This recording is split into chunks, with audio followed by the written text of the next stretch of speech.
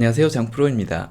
누군가의 부탁을 거절할 때 거절하는 이유를 여러 개 나열하는 것보다 딱 하나만 되는 것이 좋을 때가 많습니다. 거절 이유가 많아지면 상대방을 더 쉽게 논리적으로 설득할 것처럼 보이지만 실은 감정적인 거부감만 일으키고 오히려 논리가 없는 것처럼 보일 가능성이 높아지기 때문입니다. 거절할 만한 이유가 많구나로 받아들이는 것이 아니라 내 부탁을 들어주고 싶지 않구나로 받아들이게 되는 거죠. 예를 들어 엄마가 대학 다니는 아들에게 오늘 김장하려고 하는데 어디 가지 말고 나 좀 도와줄래? 라고 부탁을 했다고 해보겠습니다. 그런데 그 아들이 엄마 나 오늘 학교 가는 날인데 어떡하지? 라고 말하면 엄마는 시간이 겹쳐서 안 되겠구나 라고 생각을 하는데요. 그런데 아들이 엄마 오늘 학교도 가야 되고 친구와 선약도 있고 학교에 내야 할 과제들도 많아 라고 답변하면 엄마가 어떻게 받아들일까요?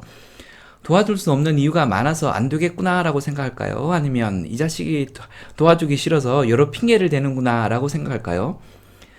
여러 가지 이유를 대는 것은 확실한 이유가 없다는 뜻이기도 합니다. 그래서 도와주기 싫구나 라고 생각하게 되는 거죠. 회사에서도 이런 비슷한 일이 자주 일어나는데요. 누군가의 부탁을 거절할 때는 바로 입에서 나오는 대로 반응을 하면 상대방에게 상처를 주고 나에 대한 인식도 안 좋아지게 되는 경우가 많습니다. 상대방이 부탁을 할 땐 들어주던 말던 일단 끝까지 들어주는 것이 좋습니다. 그리고 거절을 해야 할 땐 입에서 나오는 대로 바로 말하지 말고 일단 생각을 정리해서 전달하는 것이 좋습니다. 생각을 정리했는데 거절하는 이유가 2개, 3개가 넘어가는 경우엔 생각을 잘 해야 합니다.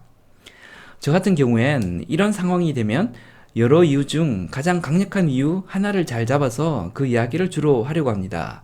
그리고 나머지 2번째, 3번째 이유들은 바로 이어서 말하지 않고 어느 정도 의사가 전달된 이후에 한 타임 쉬고 전달하려고 합니다. 추가적으로 이런 이유들도 있어서 도와주기 쉽지 않다고 말하는 것이죠.